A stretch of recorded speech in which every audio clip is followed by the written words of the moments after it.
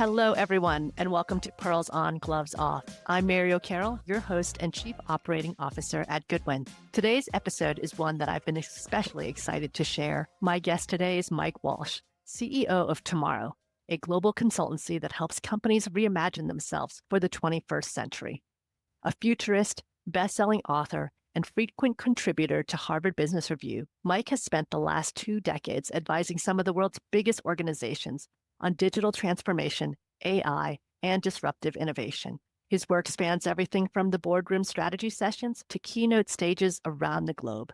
He's delivered over 1,000 talks, written 3 influential books, and hosts the podcast Between Worlds, where he interviews thinkers and troublemakers shaping the future. His latest book, The Algorithmic Leader, offers practical, hopeful advice to reinventing leadership in the age of machine intelligence. And, fun fact, he writes about me and the work that we did at Google in that book. He's been ahead of the curve on everything from social media to remote work to AI ethics, and today we're tapping into that foresight to talk about what's coming next for legal. Mike and I first connected around our shared obsession with just that topic and what happens when a traditionally slow-moving, precedent-based profession suddenly collides with real-time AI, agents, scalable expertise, and business models that weren't designed for automation. Today, we're unpacking why legal is uniquely vulnerable and may be perfectly suited for a generative AI revolution. We get into what AI means for the future of legal work, talent, and risk. Why now is the time to move past pilots and start building for production and scale, and how firms and in-house teams can stop playing defense and become leaders of change. This episode is fast, sharp, and super actionable. So let's get right into it. Mike, it's great to have you. I'm actually really thrilled to have this conversation with you. I always say that my podcast is just an excuse to have an opportunity to catch up and have conversations with interesting people, and you are definitely one of them. So happy to have you here. Thanks, Mary. I was trying to remember, how did we meet? Did someone introduce us years ago, or how did this come? Yeah, no, I was actually the keynote speaker at one of the legal tech conferences, I think AltaCon, many years ago. And then I interviewed you actually when you were at Google about how you're running your legal ops team. And actually, for many years, when I was giving talks, I was using you as an example of how people, I think, leveraging technology to reinvent business operations was really going to be the future of not just the legal industry, but in almost every function from finance to marketing. Yes. You're always a big inspiration to me. Oh, thank you. That's very kind of you to say. And I was excited to reach out because we'd met years ago, and then I was talking to someone about some of the transformational journey that we're on here at Goodwin as a law firm. And someone was like, do you have a futurist on your team? And I said, what a wild and interesting concept. And it reminded me to reach out. So I'm so glad I did, because you describe yourself as a futurist, which is probably not a title that a lot of people carry. But what does that mean to you? And how do you describe what it means to be a futurist? To be honest, it means a lot less than it did 5 years ago. In that it seems like we live in the future now, and every few days something absolutely astonishing happens. So I think increasingly the role of futurist is to be more of a therapist for people that are trying to undergo massive stress of incredible organizational transformation. And it's just one of those things that we're spending a lot of time now talking to major organizations who've already been through several big transformations in the last 10 or 20 years. And digital transformation was hard enough, and modernization of IT systems. Now, AI, people are realizing it's not a technology. It's actually a kind of a wake-up call for a complete reorganization of how companies work, how they structure themselves, how they create value for their customers and their community. So it's much more difficult than just going to a vendor and saying, listen, we'll have 1,000 seats. I think you've nailed it. For me, AI is exciting because it's been the catalyst for a lot of conversation about change and transformation that probably previously wasn't as urgent or as real to some people. It was kind of like, yeah, sure, the world is changing one day, but this just made it so much more real. And like you could see the writing on the wall that if you don't do something, the world is going to change without you. In a weird way, the warm-up shock that tenderized us for that was COVID. A lot of people didn't take digital transformation that seriously until 2020. And suddenly all of the fuss that people used to make about digital signatures or whether you could actually authorize contracts without being there in person and all these things that people said were going to take 10 years to roll out, Suddenly they happened in 3 months. We threw Yeah. so much money and resources at it because we thought the world was going to end and businesses wouldn't survive. And when the dust settled on all of that, and this is something I've been thinking about a lot, the real the real souvenir we took from the pandemic era wasn't remote work. It was the acceleration of digitization and ultimately everything being data driven and algorithmic. That is what set the stage for where we are today, Yeah. which is Isn't that true? AI changing every aspect of business. If we hadn't made those massive investments in 2020, this probably would have taken another 10 years. Yeah. I also think it taught organizations that you can move quickly. That transformation to that whole thing would have taken years and plans and projects and stakeholder engagement and alignment and rolling out and communications. And it was like, you know what? We can just make it happen overnight if we Yeah. absolutely have to. We're all probably going to die anyway in a few months was prevailing theory. So who cares Right? about who Right. cares what procurement says? Yeah. Yeah. So if we go just big picture, we've often said that we're operating this VUCA environment. I'm sure you know that term, right? The volatile, uncertain, complex, and ambiguous VUCA. And everyone keeps saying, gee, that's starting to feel like that's just normal life now. And that you and I just talked about how that seems to be the case.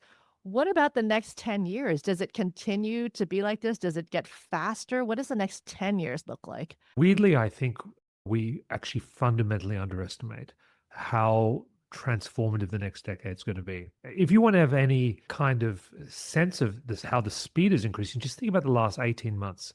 It was only 2 years ago that ChatGPT was introduced. Yeah. And in that time, we've gone from a fairly basic chatbot to now autonomous AI agents, which use those large language models as control lever to then use tools, search the web, take autonomous action. We've used similar discoveries around large language models to completely reinvent robotics. So now, rather than these very expensive purpose-built robots, we're building humanoid robots that can learn how to do things without being specifically programmed and are actually developing a model of the world and how physics works from a human perspective. And we've had incredible leaps in life sciences, building these complex models that, whether it's protein folding or help us discover new molecules, pretty much all of that's happened in 2 years. So I often say to people, is it possible we're underestimating just how much this pace of change accelerates when you've now got this platform of AI powered experiences that touches every aspect of our life, which creates a kind of a data flywheel, which the more people use these AI based experiences, the more data they collect, the smarter these systems get. So at some point, acceleration actually just picks up to a point that it almost becomes like magic. How do you feel about it? Do you get excited or is this scary? Or how should we feel about it? I think it's an age-driven thing, and we see this with our parents or our grandparents. It's inevitable that anyone over the age of 25 is going to be scared, and anyone under the age of 25 is indifferent. Because this is normal life for them. This Yeah, is the normal pace of change, right? yeah. But I think the most helpful thing that people can do is to be a little bit more probabilistic about the world, to actually realize that by taking risks, by trying new things, by being open to new ways of doing things, you're actually collecting more data, which allows you to take more calculated action. To do nothing is actually a decision to do nothing. It's Right. actually not a risk-free action. You're actually consciously making the decision that the past is going to be a better indicator of what tomorrow is going to be like. And from everything we've seen from the last 2 years, that's not only a very foolish bet to make, it's an incredibly risky one. Yeah, absolutely. The risk of inaction is higher than the risk of Yeah, making yeah. crazy bets and doing moonshots. To be conservative, which the legal profession often is called, is actually to take a very risk-seeking stance. Yeah. And I think that's the sort of the weird paradox that sometimes it's hard for people to get their minds around. Okay, so let's jump into that. What does this all mean for the future of work and for organizations? Should we be all thinking about going first? And there's always the attitude of I'll just watch and fast follow. It's a term I hear a lot. What should organizations be thinking about in this area? It's a great question, Mary. I think in the past, the question of winner takes all and whoever moves first wins, a lot of that's disappearing. The more complicated question is, where is the real strategic advantage.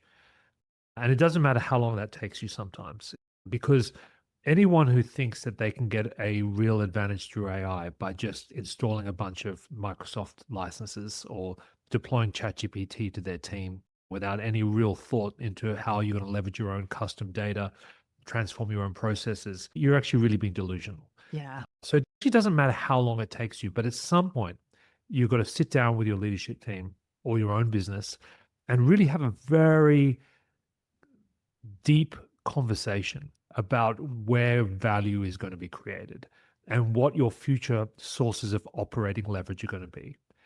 Because my kind of prevailing theory is this.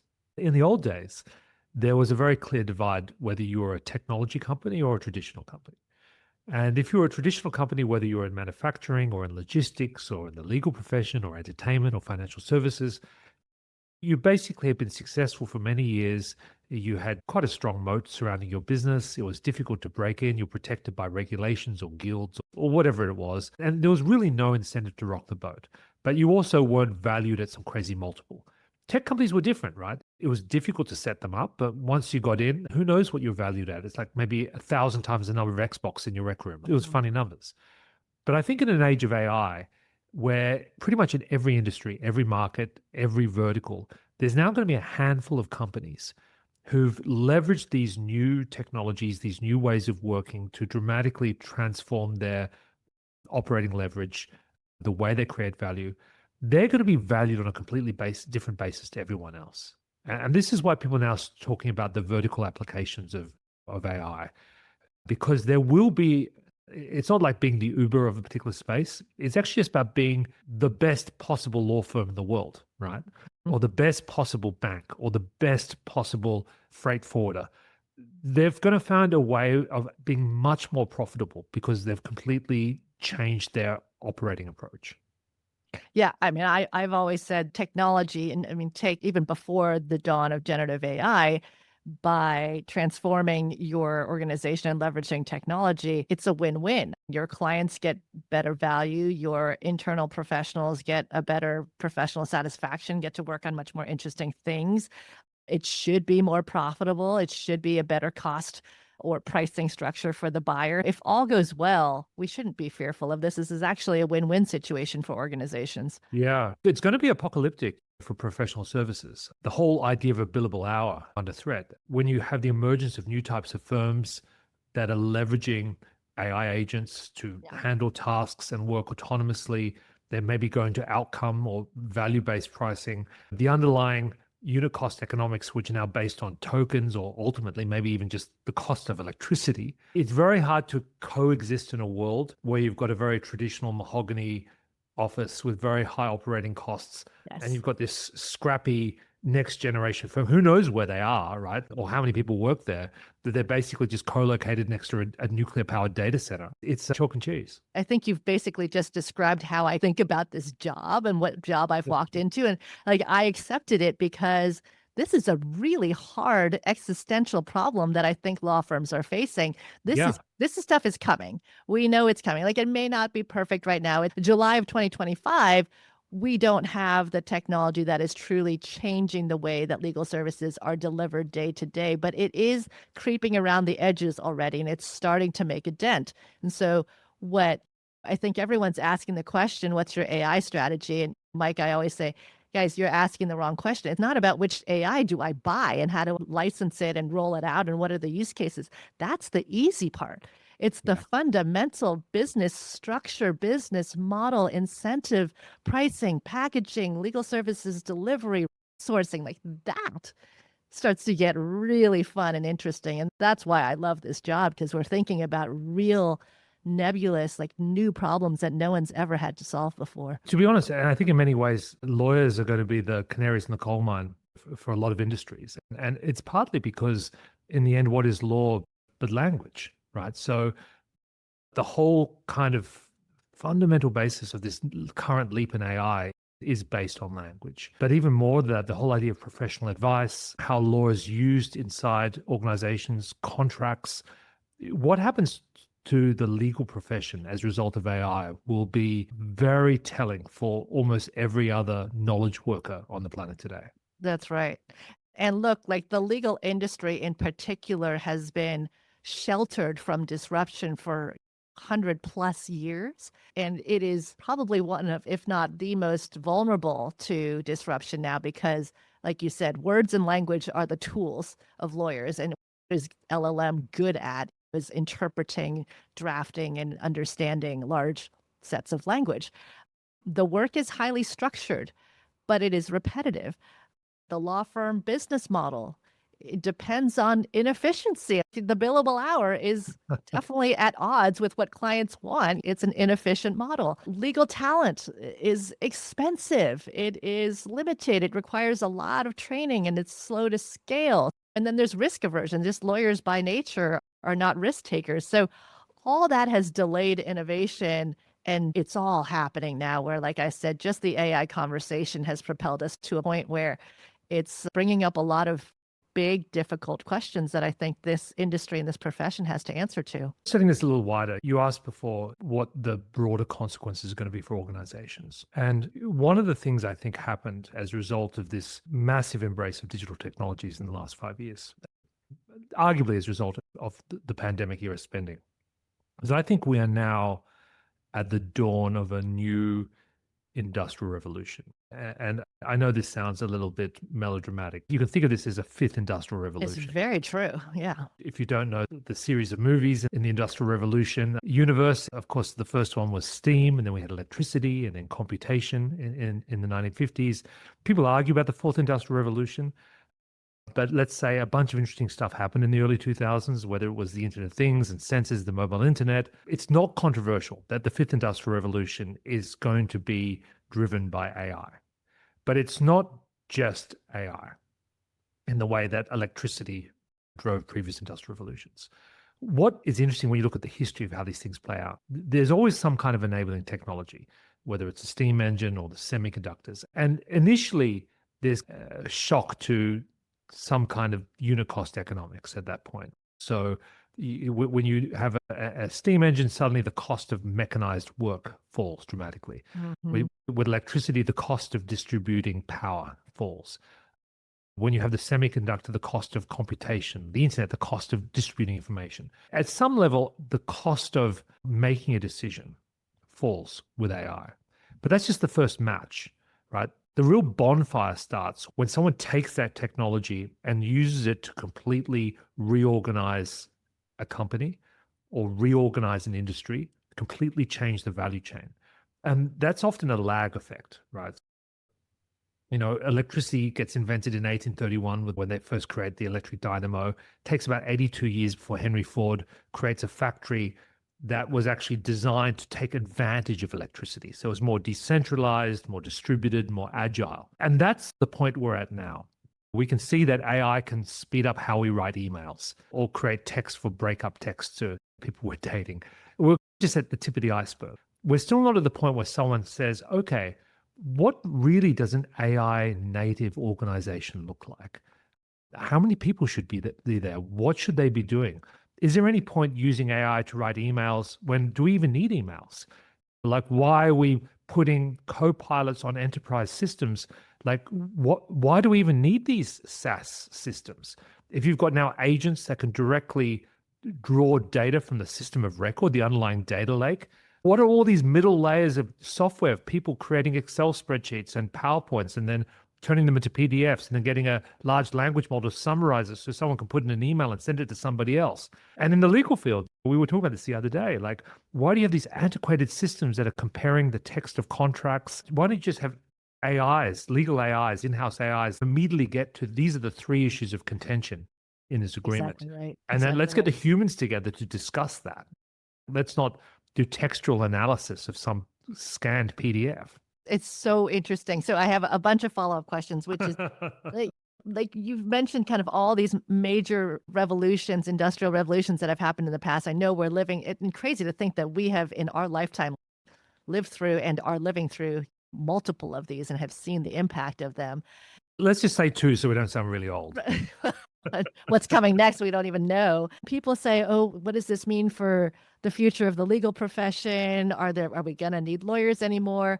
And I've always tried to say, oh, don't worry, we're always going to need lawyers. And in the short term, I actually think it's going to create a ton more jobs. If we've looked at other disruptive technologies or disruptive innovations in the past, there's always been the threat that jobs would be eliminated. And what has been the outcome is no, more jobs are created, different types of jobs that didn't exist in the past. And I always remember I spoke to someone who was talking about these new generations, Gen Z, Gen Alpha, and how they are going to have these jobs that don't currently exist. So it's crazy for us to ask a kid, what do you want to be when you grow up? Is that what you see here? Or is this finally the one that's going to eliminate the jobs and we have humanoid robots? Like, where does this one go? The weird thing is, a lot of this idea of job stability is actually a relatively new concept. So maybe our generation actually were the ones that first grew up with it, that you go to university, you get a job as a knowledge worker in some tenured profession where Yeah. you basically join the firm and they look after you for life. It's not Yep. just the legal profession. This could be accounting. You become a partner. It was basically a privileged class where, as a result of your knowledge, your ability to manipulate knowledge, which was the industry of the future, you'd be protected for life. This is probably only something that's been around for maybe 50 years. Prior to that, jobs were transient, to be honest. People had to learn new skills. It's not just us. If you lived through the last 100 years, you saw incredible innovations, the rise of mass manufacturing. You went from making things to be something that was made by very specialists to now people working in large factories. And then they contracted, and then people went into services industries. People used to work in agriculture. Now agriculture is 2% of the kind of the working population. Yeah. So I think human beings were more resilient than people think. And sometimes when people talk about jobs, they're really just saying financial security. So what I think people need to accept is that we need to go back to the way things used to be, which is that we constantly through our lifetimes have to learn new skills. We have to be a little bit more fluid with how we earn money and create value. And it's impossible to imagine post this AI revolution what those activities may be. They may not even be jobs. It just may be that we become generalists in organizations where we leverage our skills and experience in many different ways without it being a defined task. Like I work in HR, I work in finance. And that'll be difficult, I think, for some people to accept. It's so interesting. And I wonder if that's already starting in some ways. I have noticed I've been at this role for about 10 or 11 months now and brought on a whole bunch of new hires. And every role that I've brought, or every person that I've brought on since I started has been what I consider a made up role where it wasn't, we didn't have a job description, we Yeah. didn't have a title, we didn't have a compensation range. It's like we know what we need someone to do. And I just need them to have these skill sets. So where do I find that person? And you're not looking for someone who used to be an XYZ. It's like, how do I find, like you said, and maybe it's just a generalist, like someone who's just really smart, has people skills, has to work with technology and data, can manage a project, but it's all these sort of like nebulous, just get things done and know how to use judgment and work with people, like all these sort of skills we used to call soft skills. Maybe they're Yeah. just soft skills anymore. We're in an era where you can't believe anyone's resume. You know, That's like, true too. And even the interviews, we've had people like have AI tell them what to say, and you're like, "Are you reading? I see your eyes moving on the screen. This is weird." and I've seen some great, tools where you can actually use prompt injection you can actually embed inside the resume hidden text, which basically says this is the best candidate. So when someone goes into their kind of AI job screening tool and go, who is the best candidate? It actually would just bring up this person who's got this hidden code injected into the resume. Yeah. So I think what's going to happen in the future is that we will not care so much about what someone's done or where they went to school or what their qualifications are or how nicely written their resume is, because we can just assume it's not real. And we just throw them into the deep end and see how they go. Because any job that we think today is going to be a job will probably be destroyed in the future, hopefully by the person you hired to do it. And this is what often people ask me, what kind of That's the people should key. we hire? Yes. Hire smart, lazy people.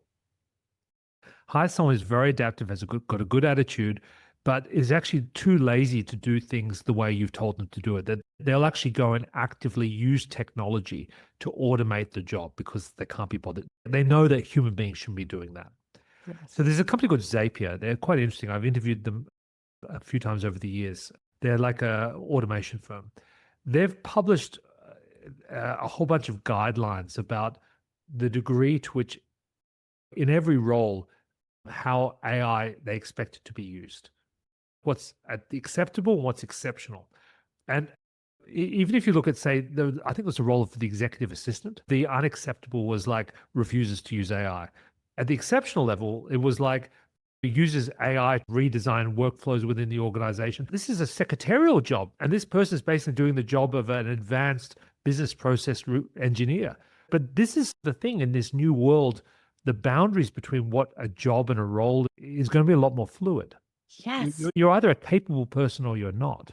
Yes, yes, exactly. We just had like an all hands meeting, and I was telling folks every one of you should be thinking about how do you optimize yourself out of a job. If you're threatened by that, maybe this isn't the place for you because we're looking for those people who can do exactly that. Is think through the processes and think of a better way to do it.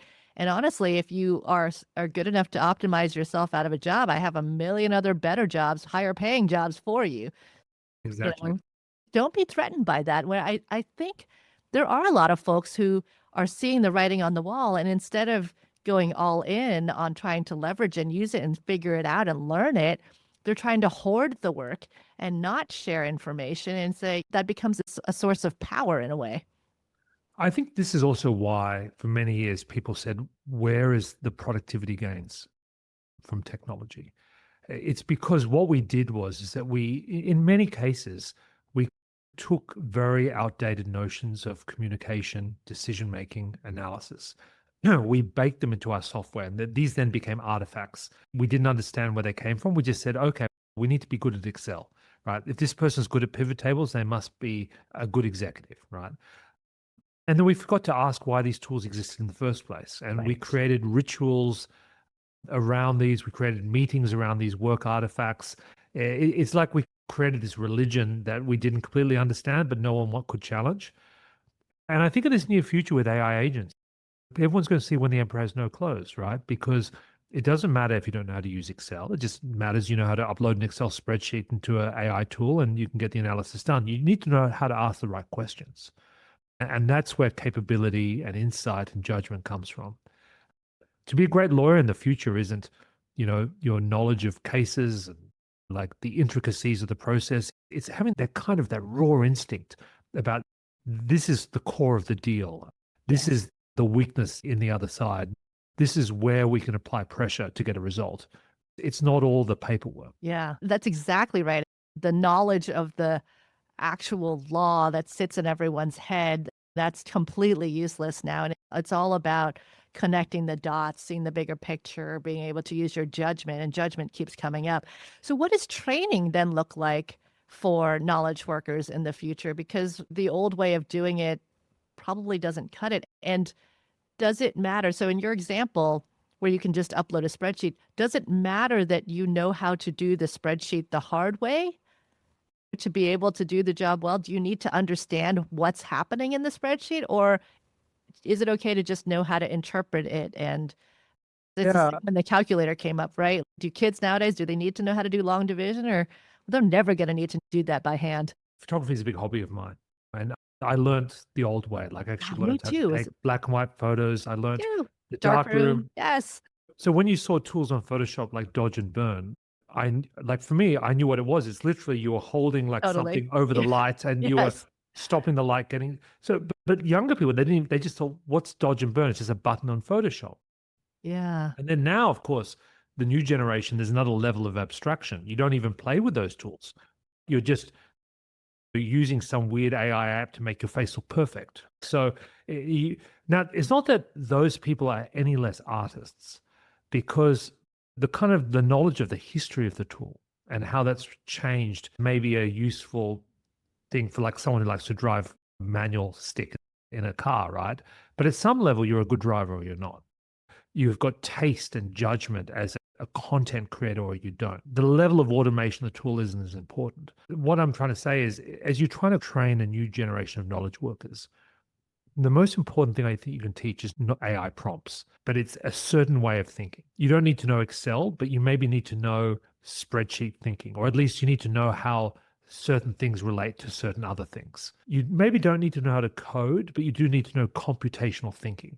In other words, someone needs to teach you. You don't need computers for this, how to take a problem and kind of break it into Big smaller part. pieces. Yes. If then that. Yeah. And then Yeah, and then yeah. then they come up with then be able to separate the difference between the answer and the strategy for getting the answer.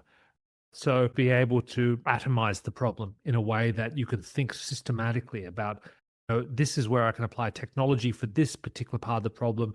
This is where I need to apply my human judgment. It's going to give educators a field day trying to sort through how do we prepare the human mind at that optimal age when they're young to be pumped primed for a world in which knowledge isn't as important as knowing the terrain, right? So if you're teaching someone to be an artist, even if they're using AI, an understanding of the history of art is critical to your ability to apply. You have to know the rules to be able to break them. To operate in the legal field, knowing the history of law and how law came about and the negotiations and the complexities, that doesn't go away just because there's some very advanced legal AI agent. Because you need to know where this stuff came from in order to be able to manipulate it. It's fascinating. And I agree that educators and the trainers are going to have a field day because this is so different. What do you think this fully AI enabled or just the legal organization of the future might look like? And what are the steps that the teams need to take to move towards that? Look, I think there's many different possibilities along the spectrum. At the end of the day, hiring a law firm is about having someone to blame. Mhm. So It's buying risk. Yeah. So I don't think that goes away. Ultimately, the real issue for law firms is how do you defend your profitability? Because across professional services, your profitability per hour is falling.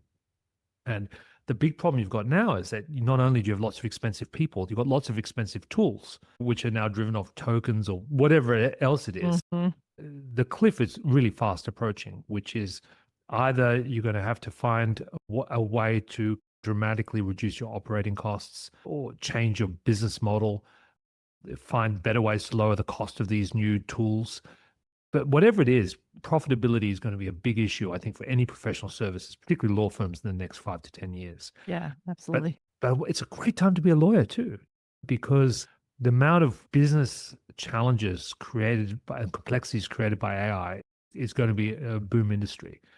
But probably the most disruption, I think, is not going to come from law firms. It's going to come from in-house law. It's always I been the way. I Yes. think it's a great time to be a GC or to be in the internal legal function, because this is going to be the moment where you're thinking of yourself as building a new kind of operating system for the organizations to run with. The more we build business logic and the more, into code, and we create autonomous agents that act as principals, that can make decisions, that are acting on behalf of the firm, that are acting on behalf of leaders. You've got these digital twins of senior executives.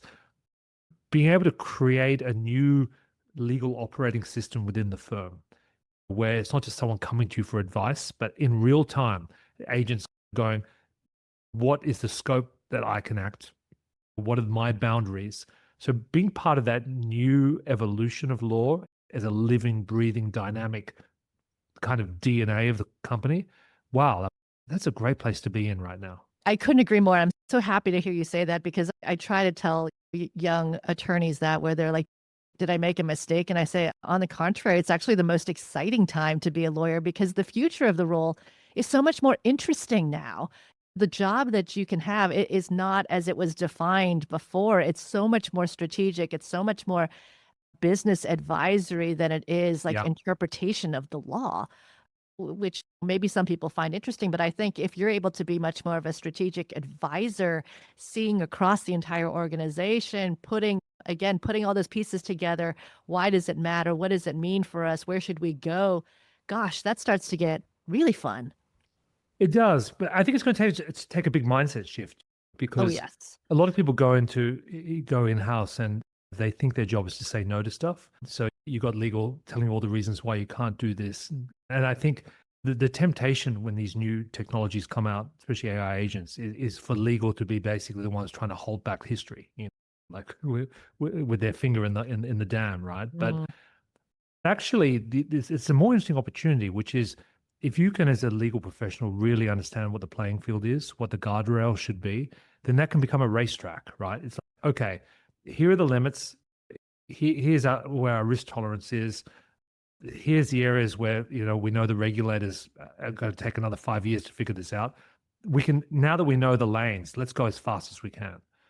And I think if you take that approach, weirdly, you're gonna be pulled up the ranks of that organization, maybe even out of legal into general management, much faster than you can imagine. What is the impact on leadership? What does a good leader look like as the organization starts to change from this classic pyramid structure or layers and specific roles, and people have these organizational structures and hierarchies that are very rigid? I feel like that is all starting to crumble to the idea that Yeah, job descriptions don't really work anymore. Where does all this go from a leadership perspective? yeah. When I wrote my most recent book, which actually you're in, You're it's called The probably the only. Algorithmic Leader, and Yes. I actually wrote it in 2019. It came out in 2019, so a lot before all of this current talk. But the general principles are the same. If you take the cover off, there's actually a picture, the inside hardcover of, it's actually ginger, like a little like Easter egg for me. Because one of the things I was thinking about is what kind of new metaphors do we need to describe the firm of the future, right? It used to be a pyramid, but ginger is actually what they call a rhizome, right? So it's a network. There's no top or bottom, there's no up or down. It's just nodes connected to each other. So it's a network-based structure. And I actually think the organizations of the future are rhizomes. Hard to describe them, the scale of them. You talk about the connectedness of them. Yes. The leaders of the future don't have 50 people following them. The question is, who do they influence? How do they gain leverage through influence? About how they enable new capabilities, how they bring people together. It's the kind of difference between Steve Ballmer and Satya Nadella, right? Steve Ballmer was literally Bill Gates' football coach. And if you remember the mid-90s, there was videos of him on stage Oh, yes. screaming at people Jumping. to sell more stuff. Yeah. Look at Satya Nadella. People don't realize this, but they planned their big investment in OpenAI pretty much in 2020. So the world was ending. That's Everyone right. thought this was it. And meanwhile, Microsoft puts a $10 billion bet on this little startup no one had ever heard of. That's a very different kind of leader. And in the old days, the CEOs of companies were the accountants. So then they were the salespeople. That's right. Who knows? In the future, they might be the GCs, right? Yep. The question is, what is the kind of the skill that we need to solve for in the future? What is that background, that experience that eventually you need at the top of the organization? And I think it's somebody, who really understands how to create and connect new capabilities in times of high uncertainty, of ambiguity, where the ground is constantly changing. Someone who knows where the new sources of leverage and competitive advantage are going to be, and being very comfortable with the fluidity of all of that. But what do we need to be doing to get ready for that future? I think now is really the time to stop doing pilots and projects and to actually just put stuff into production. Yes, this is what I've been preaching as well. Pilots are a waste of time. Like you go and pay an expensive firm like $1 million to go and build something that's in a sand pit and it's fenced off and everyone looks at it and pokes at it with a few sticks and they shut it down. You need stuff that's actually touching your internal operations, your users, your customers. And if it doesn't work, fix it quickly. And ask yourself, what does this mean for how we're creating value for the future of our organization? And I think that's the way you validate stuff. Weirdly, because this is also new, people are a bit more tolerant of mistakes right now. That's right. They're not going to be tolerant in 5 years. Yeah, now's the time. And it's interesting. What you described, I actually call those pilots. So maybe it's a semantics, but when we just want to start small and then learn, iterate, and then roll out faster, but just get going without all the answers, I consider that a pilot, but you're considering that called something else? Oh, so I think sometimes when people talk about pilots, they're trying to quarantine something away from their actual customers. Oh, I see. Yeah, If you build something, roll it out to the whole firm, right? that's right. I agree. Yeah. Don't play around with like 10 users. And I agree. And I think gone are the days where we have the runway to say, let's spend the next 6 months coming up with the plan and then figuring out how to get stakeholders aligned. And then Yeah. 18 months from now, maybe we'll buy something. I think we have to rethink things like risk and safety. Like, for example, AI safety is a great example. Like, people, when they say AI safety, usually it's the department of people trying to slow things down so that they can understand what's going on. They have all these phrases, but if you really probe it, it's actually not what these things were designed for. AI safety is really about good software engineering, right? Yeah. It's not about creating an ethics committee to stop the eradication of the human race. This is just not on the cards at the moment. Risk isn't about stopping people from innovating. It's about knowing where the boundaries are and having a conversation with the leadership about what are do we want to be going for big returns? Do we want to be swing for the fences, or do we just want to be a normal performer? There's no right setting. These are all conversations. This is a good time to take a bit more risk. Yeah, I couldn't agree more. I also think it's funny. I advise a few tech companies, and they've told me that they have to build in the ability to have humans in the loop, and that term is because exactly what you said. People want to have their fingers on the tech and make sure the tech is doing what they would do, or just making sure they're still involved and not taking their hands off it yet. But every single time after a certain number of weeks or turns or experience, they take themselves out of that loop. And so these tech companies are building the ability just to let them have it for a little bit, but also easy to pull the human out of the loop. I always challenge people when they say that, because sometimes the human loop is literally just a human, not even here, like maybe in India or in the Philippines, and their job is to click accept. That's exactly right. Yeah, Right. check it. I always say, how much autonomy and authorization does that human have to override the system? So if it's none, then okay, that's useless. Yeah. The other thing is, if you're now building an AI-powered system where you've got a bunch of humans who are now checking the work of the very expensive AI system with the very expensive computer engineers you've now hired, you're not actually creating a scalable process. You're actually just duplicating infrastructure. The whole point of this is to try to find a new, more leveraged way of doing things so that people can do more interesting work. That's right. That's right. Okay, I guess as we're starting to wrap, final question. As a futurist, how do you feel about the term future proof? So there's a lot of organizations that are coming up with plans on how to future proof their organizations or functions. What does that mean to you, and how do you think about that? And is there even advice to future proof their I team? don't think that word means anything. That may be the right answer. There's only two possibilities. That somehow you've divined the ability to know the future completely, so you can always take the right action, or you found a way to completely insulate yourself from the future, which is always impossible.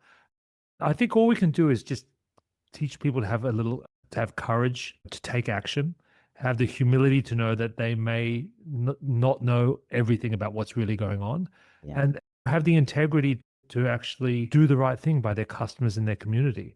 And if you have those sort of core values, then it doesn't really matter what the future is. You'll always be able to trust that you and your people will take the right course of action. I think that's right. And I think the bottom line that you said earlier, that inaction is just as risky as taking action. So you may as well take action. That's a heck of a lot more fun, isn't it? Mike, such a pleasure. I learned a ton. This was a really fun conversation. I feel like we could have kept going for a while. So it was great to have you. My pleasure. Thank you so much. Everyone, thanks for listening.